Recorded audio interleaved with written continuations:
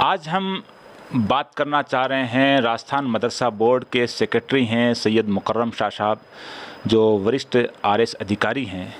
और खुशी की बात यह है कि उन्होंने अपनी सर्विस के दौरान ही कुरान शरीफ है उसको हिफ्ज़ किया है, जो खुदाई किताब है, एक बड़ी मोटी 30 पारों की किताब है जिसको इन्होंने अपनी सर्विस के दौरान हिफ्ज़ किया है। आज हम इनसे इस पहलू पर और उनकी ज़िंदगी की जद्दोजहद पे बात करना चाहेंगे। शाह साहब, आपका थार न्यूज़ इकरा पत्रिका में इस्तकबाल है। सबसे पहले आप अपनी जो पैदाइश कहाँ और किस साल को हुई? देखिए, मेरा ताल्लुक़ टोंक ज़िले से है और मेरी तालीम वहीं हुई। मैंने बीएससी करा और बीएड किया टोंक से ही, एमएससी भी वहीं से करी, टोंक कॉलेज से, गवर्नमेंट कॉलेज से। और मेरे जो फोर फादर्स सब टोंक से ताल्लुक़ रहा है। इसी दौरान मेरे मदर फादर की डेथ होने के बाद से मैंने कंपटीशन की तैयारी करी और अल्लाह का शुक्र है कि मेरा आरएस में सिलेक्शन हुआ। और 96 में मेरा सिलेक्शन हुआ था। मैं पहले तहसीलदार बना, उसके बाद 2010 में मैं एसडीएम रहा हूँ। और मैं आपके माध्यम से ये भी कहना हूँ, बहुत कम ऐसे आरएस अफसर हैं जो अपनी जूनियर स्केल में एसडीएम रहे हैं। मैं अपने जूनियर स्केल में 7 जगह एसडीएम रहा हूँ। तहसीलदार में भी मैं तहसीलदार ही रहा हूँ, मतलब फील्ड की पोस्टिंग रही है। और 2010 में मेरा आरएस में सिलेक्शन हुआ। उसके बाद मैं सीनियर स्केल के मुझे मिली सीओ वक्फ बोर्ड में, और उसके बाद मुझे आज मैं सिलेक्शन ग्रेड में हूँ। सिलेक्शन ग्रेड में मैं यहाँ पर पोस्टिंग है। इस बीच में ज़िला रसद अधिकारी और डीआईजी स्टैम्प भी रहा हूँ। बाकी के मैं जूनियर स्केल में 7 जगह एसडीएम रहा हूँ। सबसे पहले मैं इटावा, फिर मकराना, श्री करणपुर, नोखा और नावा, ये मैं 7 जगह, करणपुर में 2 जगह मेरे पास चार्ज रहा एसडीएम का। तो इस तरह मैं 7 जगह रहा हूँ। फिर उसके बाद मैं डीआईजी सीनियर स्केल में डीआईजी स्टैम्प रहा हूँ सीकर। वहाँ से प्रमोशन के बाद मैं सीओ वक्फ बोर्ड, फिर डिप्टी कमिश्नर जेडीए रहा करीब साल भर। और अभी मेरा सिलेक्शन ग्रेड है आरएस में, उसमें मैं यहाँ 1 साल से यहाँ पर वक्फ बोर्ड में सेक्रेटरी हूँ। आपने जो कुरान शरीफ को जो हिफ्ज़ किया, वो सुना है मकराना में जो आप एसडीएम थे उस दौरान किया, तो उसमें आपको कितना वक्त लगा और ये आपकी तमन्ना हिफ्ज़ करने की कैसे जागी? देखिए, सब करना अल्लाह के हाथ में होता है। अल्लाह ताला ने मुझे हिदायत दी और कि भाई हिफ्ज़ करना है।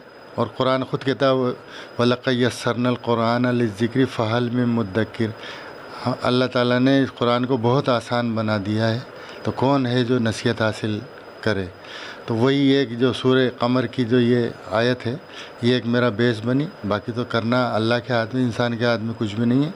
2013 में मैंने, जब मैं एसडीएम मकराना था, जब मैंने शुरू किया था, तब बड़े चैलेंजेस थे, क्योंकि जो हमारे यहाँ कुरान हिफ्ज़ किया जाता है अल्हम्दुलिल्लाह, वो मदारिस के ज़रिए होता है या कोई उस्ताद बनाया जाता है। अब चूँकि मैं एक एसडीएम पद पे हूँ जो 24 घंटे की रहती है, तो मुझे लोगों ने भी ये कहा कि भाई बड़ा मुश्किल काम है, कैसे करोगे। लेकिन अल्लाह ने मदद करी और मैंने बिना उस्ताद के, बिना उसके चालू करा। 2013 में करा। मेरे करीब 3.5 साल मुझे लगे उसमें। इस बीच में मकराना एसडीएम रहा, करणपुर में रहा, डीएसओ प्रतापगढ़ रहा, नोखा 2 साल एसडीएम रहा, नावा एसडीओ रहा। इस दौरान मेरा ये, जब मैं डीआईजी स्टाम्प था 2016 में, जब मेरा कुरान 3.5 साल मुकम्मल हो गया। जिस साल मुकम्मल हुआ, मैंने उसी अल्हम्दुलिल्लाह उसी साल से तरावी पढ़ना शुरू कर दी। और मेरा अभी जो रमज़ान गया उसमें छठी तरावी थी मैंने। और मैंने, अल्लाह का शुक्र है कि वो हिफ्ज़ करके लगातार मैं 6 साल से सुना भी रहा हूँ। आपने हिफ्ज़ में किसी उस्ताद का सहारा नहीं लिया? जी, वही मैं अर्ज़ कर रहा हूँ। और मैं आपके चैनल के माध्यम से, चूँकि बहुत सारे लोग देखते हैं, मैं ख़ास तौर से नौजवानों को और जो बड़े उम्र के लोग हैं उनको ये कहना चाहूँगा कि कुरान को हिफ्ज़ करने के लिए कोई उम्र की क़ैद नहीं है।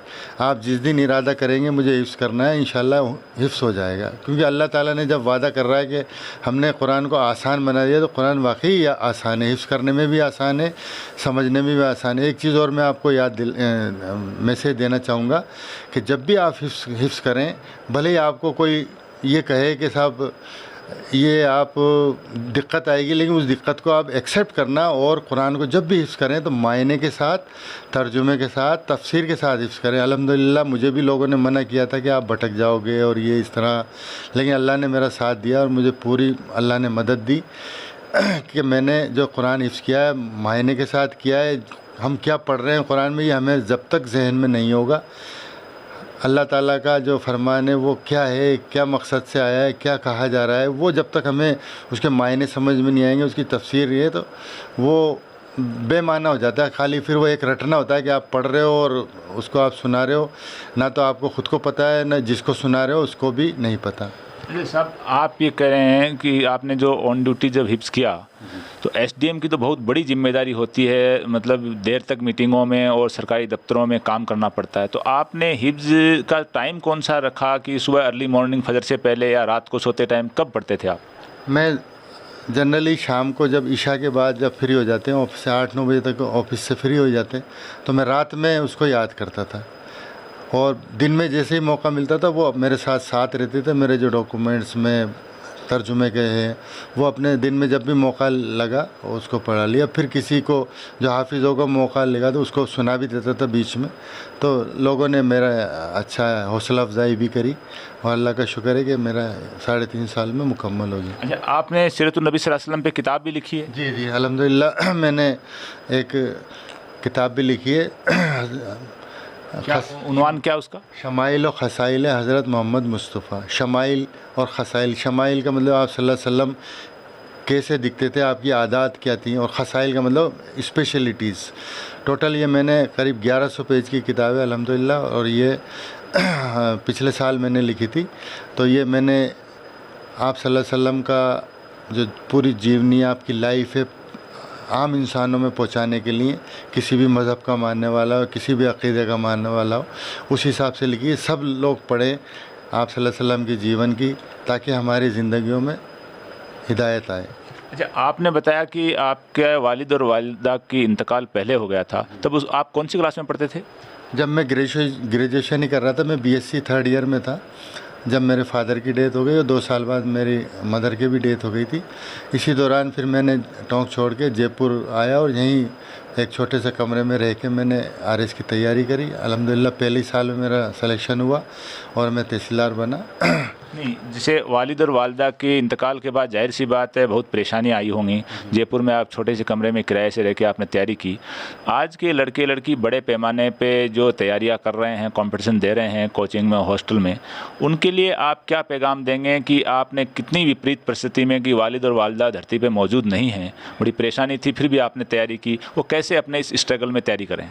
वो स्ट्रगल तभी होता है जब हमें अपने वालिदैन का चेहरा सामने रहे कि हम उन्होंने हमारे लिए क्या करा है। हमारे जो लगन थी वो ये थी कि हमारे माँ बाप ने हमारे लिए जो इतना सब कुछ करा है तो हम भी उनके लिए कुछ करके उनका नाम रोशन करें।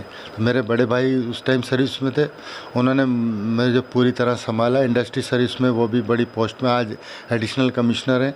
उन्होंने अपना बड़े भाई का फ़र्ज़ बाप की तरह निभाया, उन्होंने मुझे सहारा दिया। लेकिन जो आम आदमी को मैं ये कहना चाहूँगा कि हमारे वालिदैन जो हमारे लिए सब कुछ करते हैं, हमारे लिए अपने आप को गिरवी तक रखते हैं, तो उनको नाम रोशन करने के लिए हमें मेहनत करनी पड़ेगी। उनका तभी दिल, अगर वो इस दुनिया में है तो वो आपको खुश होंगे, अगर वो अल्लाह के पास चले गए तो वहाँ पर खुश होंगे अल्लाह के नाम। अच्छा, अल्लाह करता है कि आज आपके वालिद और वालिदा मौजूद होते धरती पे, आप अफसर भी बन गए, मदरसा बोर्ड में सेक्रेटरी भी हैं, इतने बड़े ओहदे पर हैं, और आपने सबसे बड़ी कि दुनिया की सबसे बड़ी किताब अल्लाह का आखिरी कलाम, इतनी मोटी किताब को आपने हिफ्ज़ कर लिया, उनको कैसी खुशी होती अगर आज वो दुनिया में मौजूद होते, आप अगर सपोज़ करें तो? बिल्कुल खुशी होती है, और ये माँ बाप की दुआओं का ही नतीजा है कि हम इस मकाम पे पहुँचे।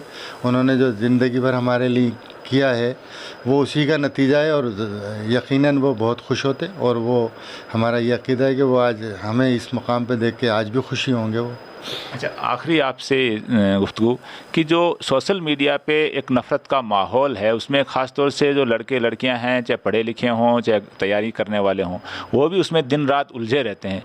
उनके लिए आप क्या पैगाम देंगे कि वो लड़के लड़कियां इस नफ़रती माहौल से इनको छोड़ करके अपनी तैयारी पे पूरी तरह फोकस करें? जी, मैंने ये जो किताब है उसमें एक चैप्टर बनाया है, पीस ऑफ मैसेंजर। आप उसको पढ़ेंगे तो जो कुरान है और हदीस हैं वो बिल्कुल अमन का पैगाम है। जो कुरान संबोधित है या अय्युहन्नास, ए लोगो, है ना। जो कुरान अल्लाह ताला ने जिसको मुखातिब किया है वो इंसान है, सिर्फ मुसलमान नहीं है, सिर्फ ईसाई नहीं है, तमाम इंसानियत उससे मुखातिब है। तो कुरान को जब हम पढ़ेंगे, मैंने आपको पहले भी अर्ज़ किया, कुरान को जब हम तर्जुमे पढ़ेंगे, तफसीर पढ़ेंगे तो उसमें अमन के अलावा कोई चीज़ नहीं है। ईमान का मतलब ही अमन ही होता है, तो है ना।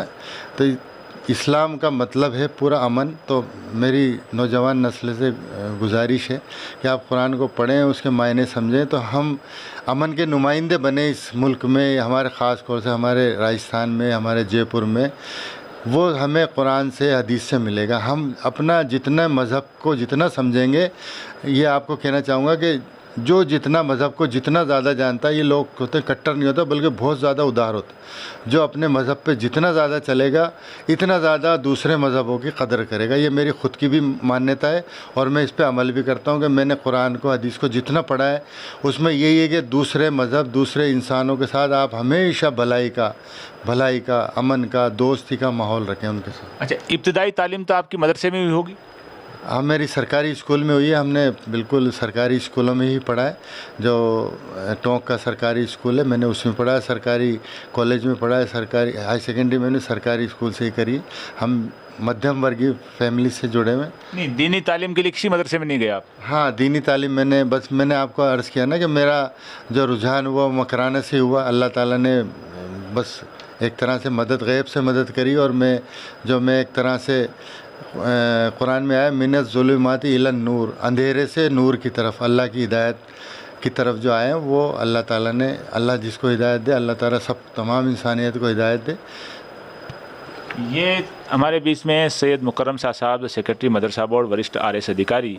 एक बड़ी बात है कि कुरान एक बड़ी किताब है। हालांकि दुनिया में हज़ारों हज़ार कुरान के हाफिज़ मौजूद हैं, लेकिन ऑन ड्यूटी होना, अफसर होना और मदारिस से कोई तालीम नहीं लेना, किसी उस्ताद की सरपरस्ती में नहीं पढ़ना, और जाहिर सी बात है आरएस अफसर के पास कितनी लाइबिलिटी होती हैं, उसके पास कितना एरिया होता है, कितनी मीटिंग होती हैं, और उसके बावजूद रात को ये हिफ्ज़ करते थे, हिफ्ज़ किया और इन्होंने सीरतुन नबी सल्लल्लाहु अलैहि वसल्लम पे किताब भी लिखी। और मेरे ख्याल में शायद, जहाँ तक मेरी मालूमात है, ऐसा शायद कोई दूसरी शख्सियत नहीं है कि जो ऑन ड्यूटी अफसर की जिम्मेदारी निभाते हुए और कुरान जैसी कितनी मोटी किताब को हिफ्ज़ कर सकते हों और किया हो। ऐसे मेरे को तो कोई जानकारी नहीं है। बहरहाल एक बड़ी खुशी की बात है, और ख़ास तौर से नई पीढ़ी के लिए जो इन्होंने जो पैगाम दिया है कि उसको अपने आप को कुरान से जोड़ना चाहिए, कुरान को पढ़ने की कोशिश करनी चाहिए, समझना चाहिए, और जो नफ़रत का माहौल है सोशल मीडिया में, उससे दूर रह के अपनी ज़िंदगी को संवारने की कोशिश करनी चाहिए। आज के इस एपिसोड में बस इतना ही। जय हिंद, जय भारत।